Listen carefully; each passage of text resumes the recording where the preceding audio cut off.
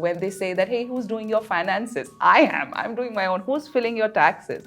Even in leadership positions, people already assume that there is somebody else who's helping them. Of course, I mean, our families, I know about great husbands and great fathers who are the backbone of the lady who's gone out working. But again, the percentage is very minuscule. It is assumed that, if it's a female, she'd be naturally good at interior design, Yeah. or she'd be naturally good at, let's say, residential projects. Yeah. I myself have faced this, that, if I just go and say that I'm an architect, Yeah. I know already that, it is that person's conditioning, Yeah. that they've probably 50% of the times they've already assumed that, okay, she's an architect sitting behind the table doing residencies. Yes, yes. And if I say that I'm doing public infrastructure projects, they're like, oh, okay, so then what kind of work do you do, Yeah. That men do not hesitate asking for something, Yeah. be it some promotion, be it increment, Incentives, yes, increment, incentives, reimbursements. any kind of benefits. They just don't hesitate.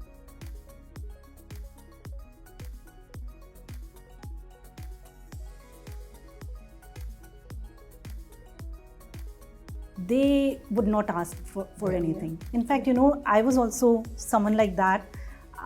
I would be, if I get appreciated also, I think I couldn't take it without being a little bit embarrassed and saying that, oh, maybe I don't deserve it. Grad school, we'd taken up a minor class. It was math. So we were 2 girls and 1 boy from our section who'd taken up that class. Just a day before the exam, he walks into the room, expects us to tutor him. We do. As soon as the exams get over, we are discussing amongst ourselves. So the 2 of us girls who've actually spent days figuring out the solutions, Euclidean theorem, one of the worst theorems ever. And we are kind of gauging as to how much percentage we'd score. And what we gauged was about 80. And, we were really sad that we are, going to miss these marks. This gentleman walks out of nowhere and says, hey, I'm topping the class. And of course, when the results came in, he got slightly lesser. We got more than what we expected. But this is a pattern that I've seen. Women always undervalue themselves, and men, for some reason, they would always overvalue themselves. But if there's no chair at the table, drag one. So that's my advice to all. What I personally think and have been suggesting to many girls around is start telling yourself that I am enough, I am good, I am the best. For that, every day proving it continuously, endlessly is tiresome. It will not make a difference to anybody.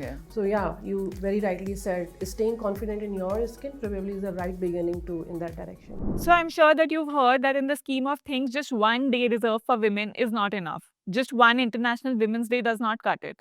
There are changes that need to happen throughout the year. There are habits that need to be recognized and fixed throughout the year. So today we talk to 4 very powerful women leaders. We get a reality check. We find out what their reality of getting to the top has been like, what are the problems that they have come across, and how have they solved it. What would be their advice to all the other aspiring women leaders out there? So can we start with a quick round of introductions? Hi everyone, my name is Rakhi Aswal. I'm the CFO with a Denmark-based company called Saxo Group India Private Limited. I come with about 18 years of work experience in finance domain. I'm a chartered accountant by qualification and also a certified public accountant from USA. Hi everyone, I'm Sneha Mukherjee. I'm CEO and Managing Director of Global Enterprise Mobility Alliance. That's GEMA India. We are headquartered in Switzerland. Well, our mother company, it's into end-user computing, but GEMA India, we are a vanilla software IT development firm. We do a lot of projects both with the ministry and private organizations. I have about a decade of experience and, in multivarious fields and avenues. It'll take a long time if we delve into details, but glad to be here. Hi, I'm architect Manu Goel. I'm an architect and an urban planner by my qualification. And I head a firm called Novak Consultants, which is now completing 50 years. We do a lot of public infrastructure projects and large-scale commercial, corporate, industrial, hospitality kind of projects. We have architecture, engineering, and urban cells. And we are committed to make a difference to the urban spaces of our cities of India by virtue of adding design to them. So that's in a nutshell. Hi everyone, I am Pooja Dodani. I am handling HR, human capital section for this fintech called Ambag. We recently have started. The whole purpose of coming up this Ambag is that how India has been witnessing home loan journey in India and what technology and new innovative methods can do this. Before Ambak, I was with auto tech company called Cars24, and before that with ICICI. I have been into various functions like sales, audit, compliance, and HR. So yeah, glad to be here. Let's see that how the conversation goes on. So you all will love me leadership positions, right? But in your journey of getting to these positions, have you noticed any stereotypes? Have you felt that there are hiring biases against women that might hinder them getting leadership roles? Yeah, since you mentioned hiring, probably HR professional can start Yes. that. Okay, basis on my experience, I would say there's not only thinking that there are biases or not, probably we witness it more regularly on the daily basis. I'm not saying those biases are planned or people are not trying to get out of that or they are not mindful about it. However, knowingly, unknowingly, there are situations and setups and hypotheses which they have kind of made up their mind with that this is how it is. While hiring, it plays a role, like when somebody is hiring for a role where extensive travel would be there. So yes, we will get requirements like let's try and avoid women candidates because travel कैसे करेंगे, घर की responsibilities होंगी, there will be kids और probably there will be those days of the months when they will not be travelling, or if there is a role which will demand longer journey at the organization, long-term vision and strategic planning, they would think what if they go for a maternity leave. I also think there are leaders who do not think it from a negative perspective, but they want to really just think whole perspective that what if these kind of situations come in. Also, I have seen that women have been successful. Like we know many women co-founders, we know many women CFOs or sales heads or various functions, astronaut or whatnot. Still, I think journeys like that they have to prove almost every day, everywhere. So yeah, it will be mindful to say that there is a bias. People collectively should be trying that, stay away from that, at least try to stay away from that. So Very nicely put. It's not a conscious bias, it's more of an internalized thing. yeah, I would Yes. say a combination. Sometimes there's a conscious, sometimes there's unknown bias, but yeah, it plays a role. Yeah. It plays a role. I think you have articulated it very well.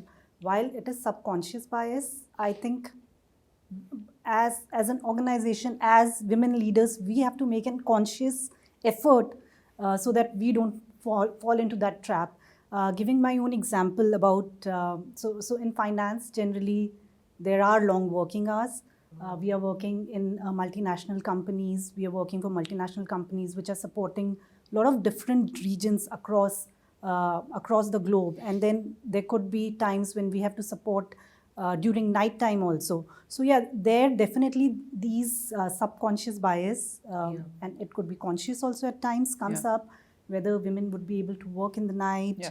And you know, while we have made a lot of progress in India, I think about 7 or 8 years back, we came up with new maternity laws where women get 6 months of maternity leave. But then there were a lot of discussion going around that, whether it's good for women or actually it is going to be working Detrimental. against them, right?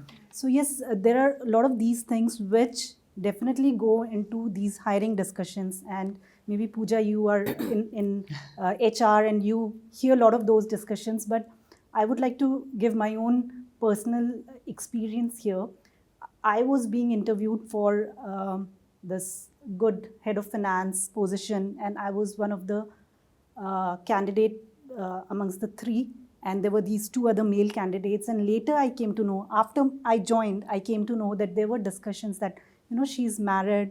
What if we, while this was also said that she's the best amongst the 3 candidates, what if we select her now, she joins in and she has to go on maternity leave immediately after that. And I didn't have any plans, nothing was discussed around that. But yeah, even at these positions where you're very highly qualified, I came with all the right qualifications, with right experience, and they themselves agreed between themselves that she's the best candidate amongst the 3. But yeah, these things do come up in the discussion. Yeah. And how are you? Sorry. So I'll pick up on the stereotypes. Hiring's been greatly covered by you, and what you said as to how not on the ground level, probably you can't see it out there, but yes, there are deeper layers of misogyny, of course, a stark contrast between what's available for men in the workforce compared to women. For example, when I took on the role as the MD, I was asked by a lot of peers and even family as to how do you feel about it now that you're a managing director in a leadership position. I wonder, would that question be asked to a man who might have gotten the job? With my mentors even, I'm from IIT and Stephens, but then my mentors were again women in various leadership positions. They asked me that, I should not be very gullible nor too strict. I can't be very sweet nor very friendly because people might take it otherwise. We have to understand what the other person in front of us is, making an image or a portrait of us, and that's how we react.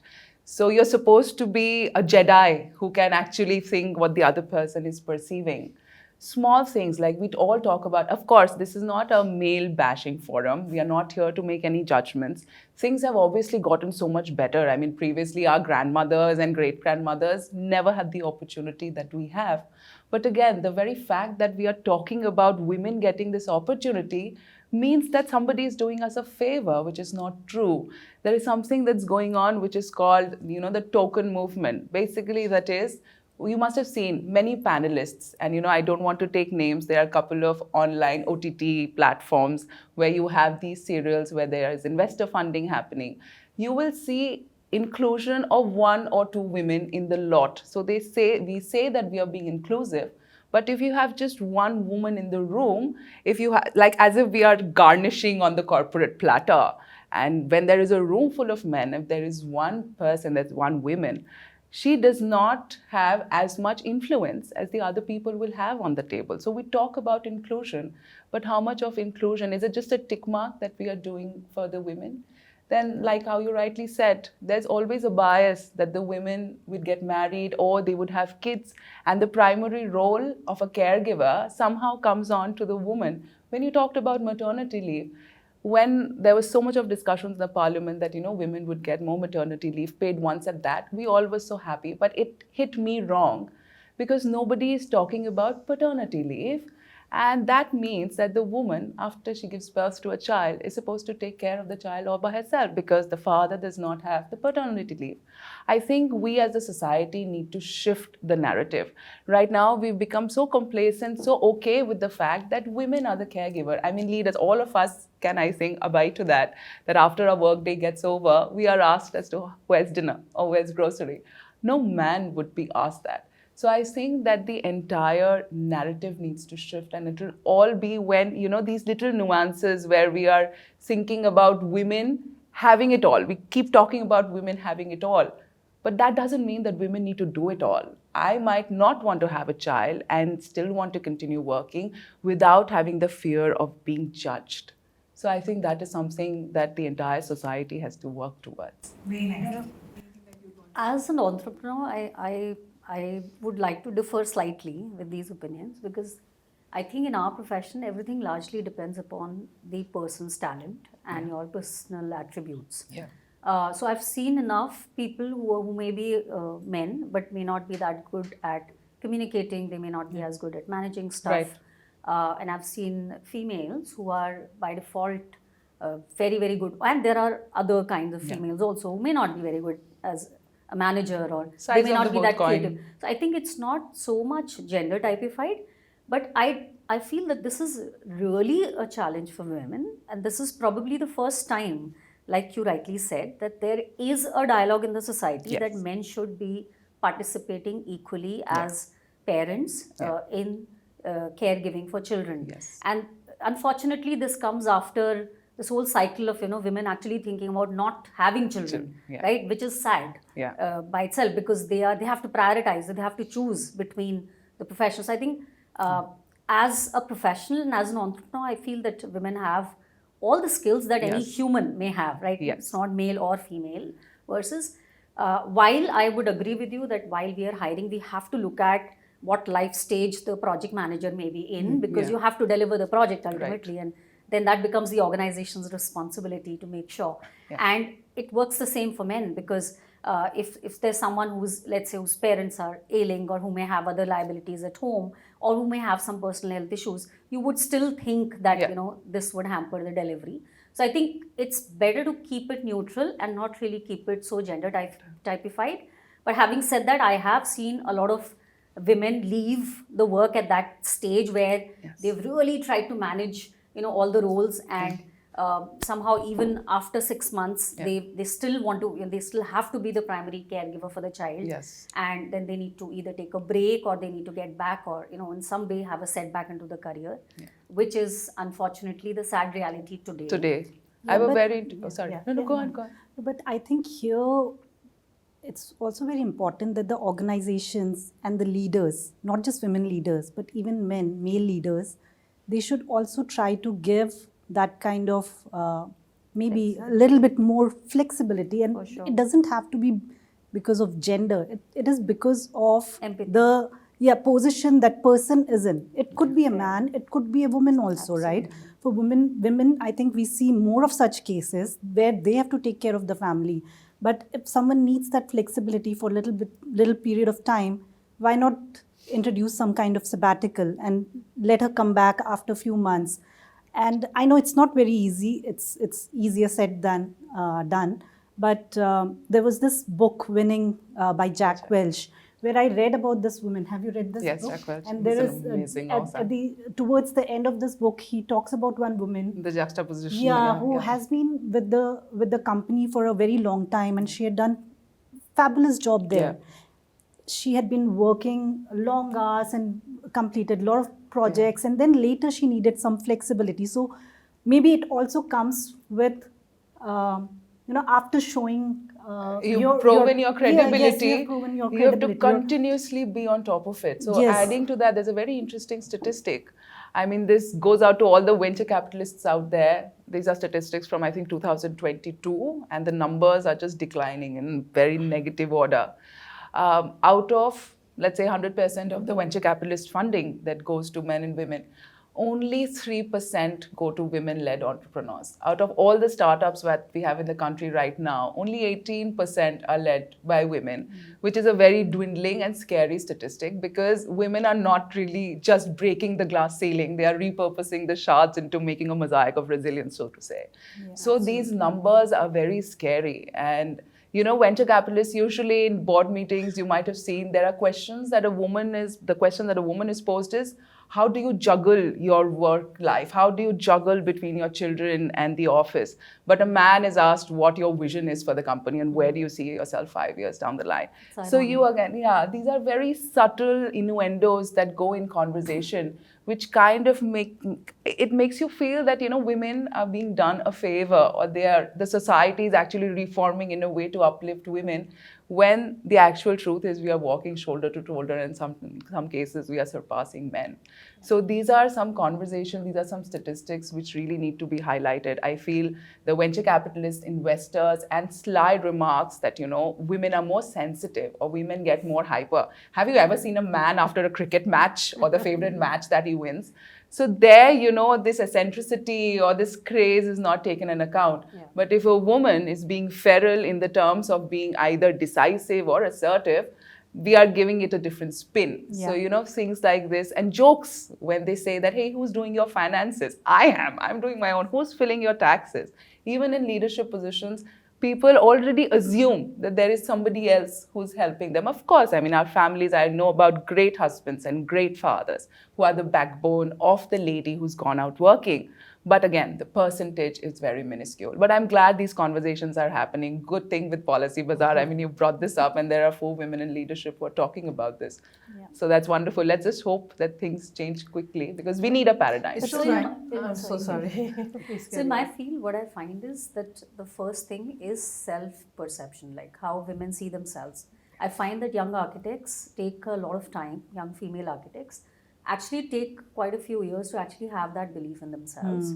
That's one. True. And the second thing is that because it is a male-dominated profession, and traditionally the larger decisions, the heavier decisions, it is assumed that, if it's a female, she'd be naturally good at interior design. I Yeah. should be naturally good at, let's say, residential projects. Yeah. I myself have faced this, that, you know, if I just go and say that I'm an architect, Yeah.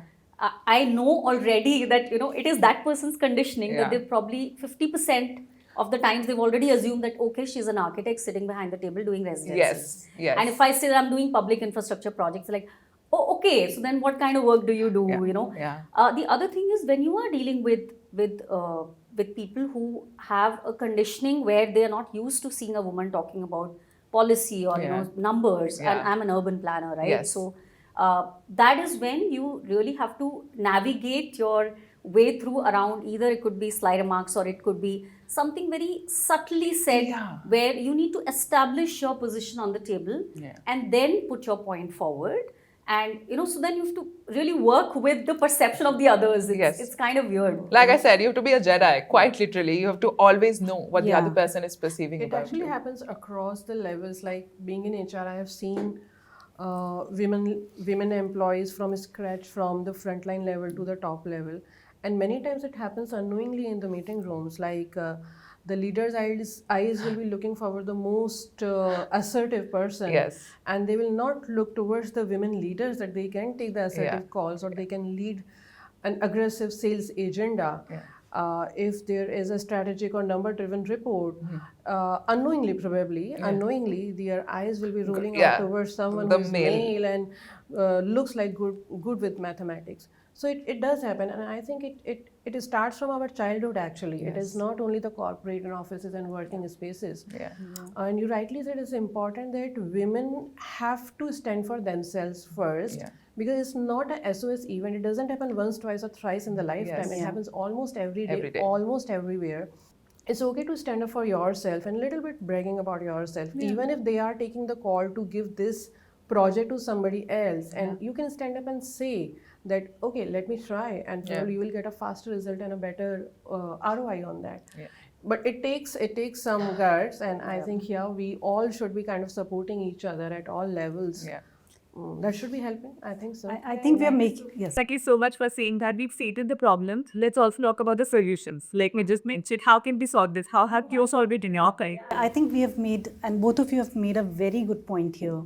I think it cannot always be pull. You know, we cannot keep expecting organization, government, policymakers to do something for us.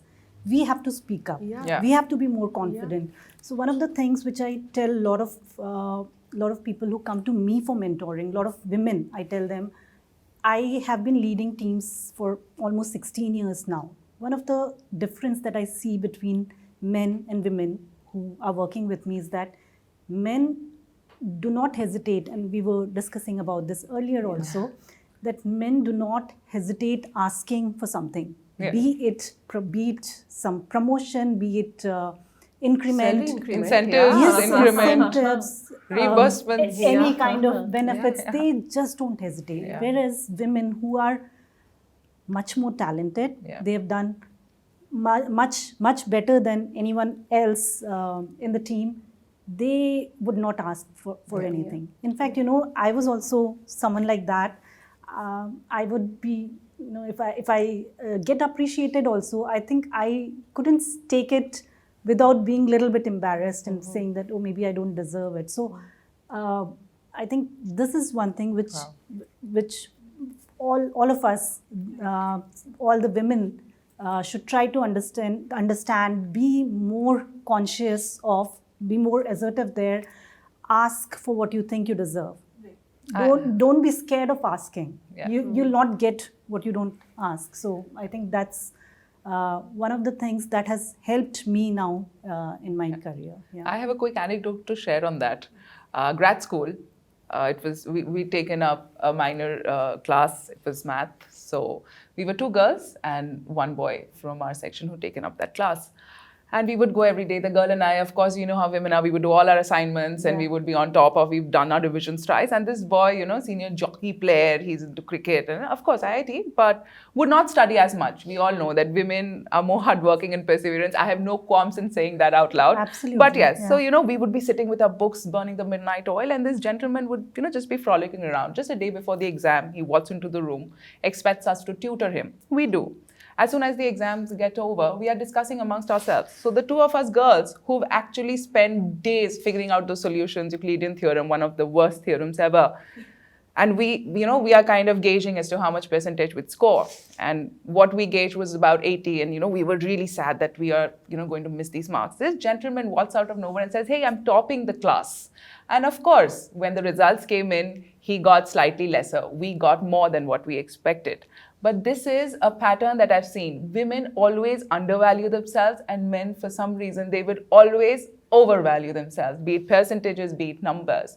So adding to what she said, exactly, we have to start standing up for ourselves, be confident in our own skin, and not be intimidated, which usually happens. Men have a baritone as well. When they speak in a certain way, it's very obvious some people might dwindle.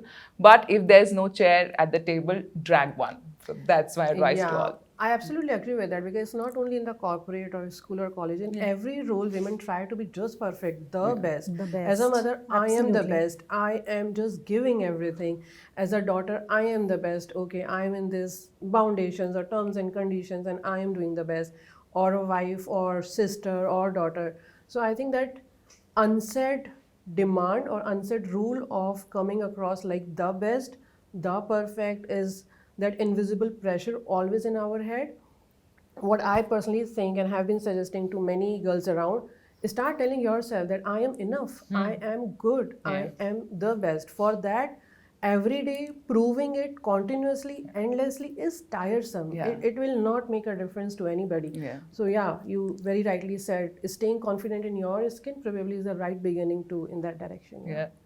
So I think the biggest solution is, first of all, not be party to judgment or the power dynamic, and hold on to your own. And that, of course, requires a lot of self-confidence and belief. Unfortunately, I don't see many female clients as well. And even in discussions, when we use words like him, his, for the client, so let's do this because he will, or I'm always aware that, there is this looming presence of a deep level of conditioning and some amount of truth as well, that the client most often than not tends to be a he.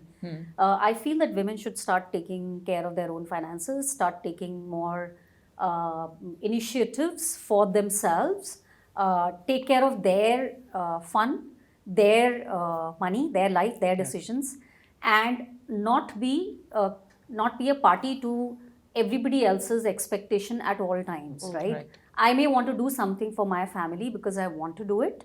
I should not rebel because I just want to be a rebel. But it should not be a given. You shouldn't be the person who's serving stuff on the table. And this is just so deep level. I've seen this at so many places that, if you're in a meeting room, and there is, because we are a couple practice, so there is also that dynamic. Years back it started with when we used to have common projects. You would find some men very uncomfortable talking to a woman. They would be more comfortable talking to the man because they would assume that he's the one who's going to be deciding. To splitting projects and taking your own projects in your own role, and not assuming that she's the one who will be looking after these things, and saying no when it requires to be said. Yes, say no when it's needed. Those kind of things, if you start doing, you will be able to. I think the world is a good place. I don't think every man out there is a wrong person. I don't think it starts with that, but I think it's time that women take ownership, like you said, that pull their own chair and make themselves feel important. Have you ever come across a situation where the project is entirely your baby, but the client is still looking at the man in the room for a final nod of approval? I just said it, it used to happen like at all times. But I'm very happy to say that now, for about 21 years of my practice, having done this initially for the first 4-5 years, I kind of understood that, being an equal in the partnership, fortunately, we're both equally qualified.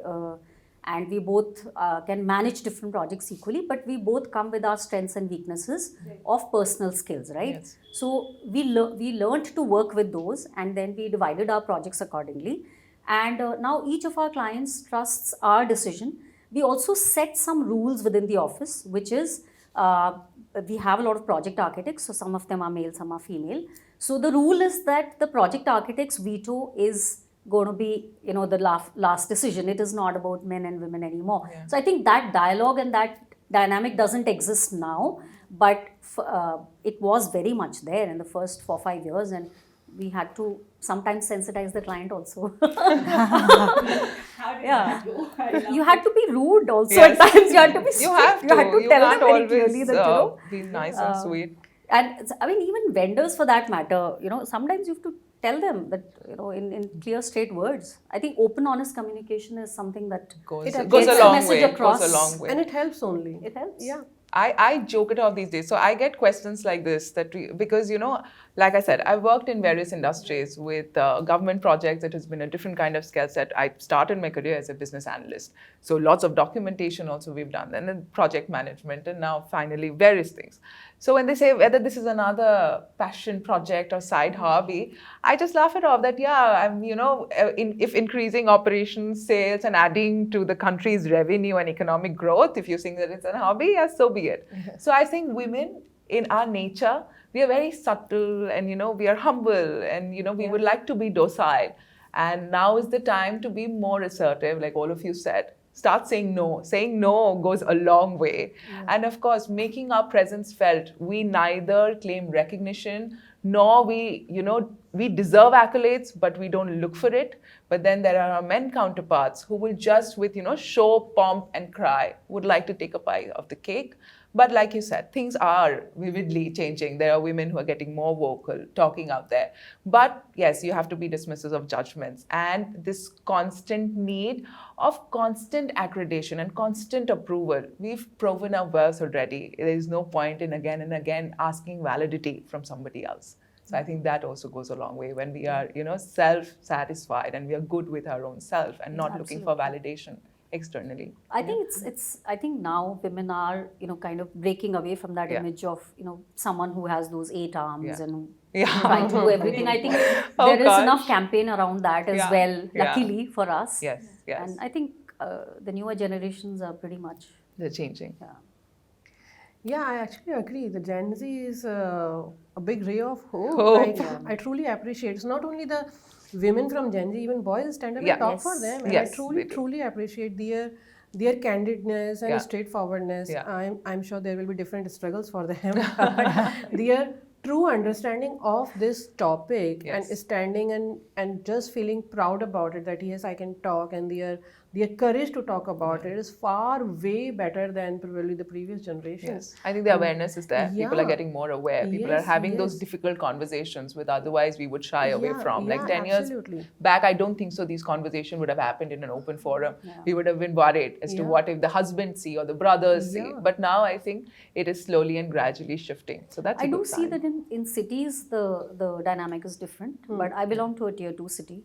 And I do have a lot of interns and all who come from smaller towns, and I think unke liye abhi bhi journey thodi lambi hai. Yes, I do see some very, very subtle things which will probably take a decade for them to internally sort of change and adapt. So I actually would build upon this, that I personally feel, this is absolutely my personal opinion, this is absolutely a journey. There is no destination. We cannot foresee a day that ek din aisa hoga, sab aisa sochenge. So as far as we can complement this journey and enjoy the journey, I think that's the true commitment towards this cause, that okay, this journey has to be truly beautiful. Constant evolution there. I think we all are in it together, and we all need to support each other. Absolutely. That's a very well said thing. I think women supporting women is now a reality. And I do see it through forums, through groups, through activities. And as women are becoming more and more sure about themselves, they are helping and supporting other women, which is a game changer. They're lifting each other up, all of us. I mean, the little candid conversation that we had before this panel began just made us feel warm. If there were 4 men sitting and talking about this, I'm sure the conversation would have gone a different way. So this is actually the reality now, which is again very heartwarming. So again, 2 sides of the coin. There are things that pull you down, but there are things like this that happen, which give you that ray of hope, and that is the way to go. While it's all very positive, but I still think that there's a lot of work still to be done. Yes, agreed. Especially at leadership position, we hardly see women.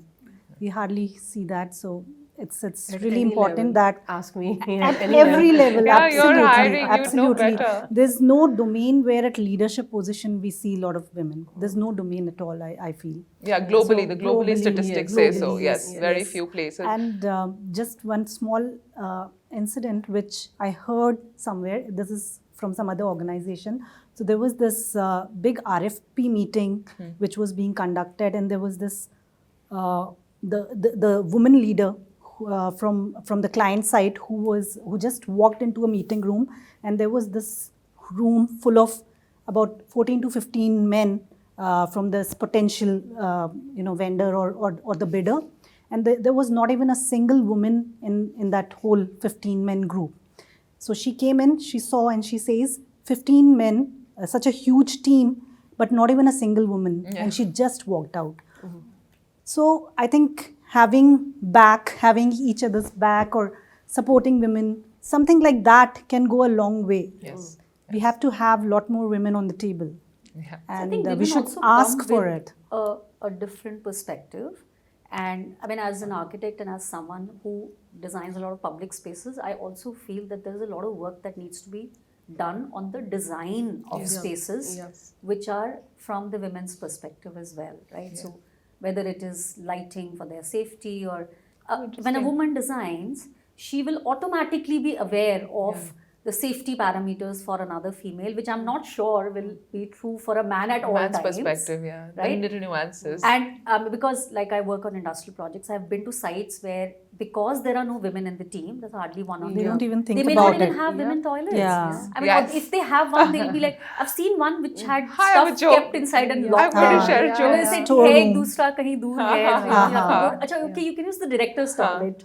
So, which is, these are those subtle things Yes. that need to be talked about Yes. and need to be changed. So I was at a hedge fund in Bombay, again, can't take names, and we were in the middle of a very important pitch, and of course I was the single lady in the room. But again, when I was entering the office space, I did not. It was a general observation. I did not see any other woman, but didn't think much of it. After the meeting got over, I wanted to use the ladies' room, and I think everybody kind of got up and everybody had that flustered look in their eyes. And for me, because again, I've worked for so many years, this situation was happening for the first time. I've always had a public toilet to use in India or even in offices. Now this office, I could figure that there was no washroom. So, I very casually said that, hey, so this is the first time you're having a meeting with a lady. And this very senior gentleman, very passingly, casually said, no, maybe a lady who's looking to go to a washroom. And, it did not sit right with me. We are laughing about it now. But that time, I think my BP shot and I wanted to just run out of there. But again, we as professional women, if I could be wrong, this is my opinion, if there were a man in my place, first, this comment would not have been there. Second, the discussion between the two testosterone-driven men would have been very different as opposed to what I had. I just smiled, although I did not want to smile. But I smiled because I wanted to carry on the meeting and get over with it. Yeah. So these are things that are very much still prevalent. Like you said, there's a lot of work needs to be done, but it's best to keep motivated. Look at the silver lining, and like you said, ensure that at least women are supporting and lifting each other. That will go a long way. Yes. So I think we just close with saying, I personally don't think that the future is for a man or a woman. It will not be gender-based. The future is for the bold, someone who strives to lead, someone who is not scared. So that is what the future is going to be. It's going to be inclusive, and let's just hope it's going to be great. Very well said. Very well said. And let's all be part of building that future. I think women have to stand up for themselves, be more confident. You'll never get what you don't ask for. Yes, very well. So I think forums like these, opportunities like these are a great thing for chance meetings with other strong women, and for bringing forth a lot of these subtle nuances and pointers which need to be internalized by women themselves first, and hopefully more and more men will be hearing this and internalizing it as well. Yes. So, but I feel that India is a great place to be, and the future is very, very bright. Women are rising up, and like how. Yes. Great, fantastic. I must say that no talent is subject to the gender, man or women or any other gender.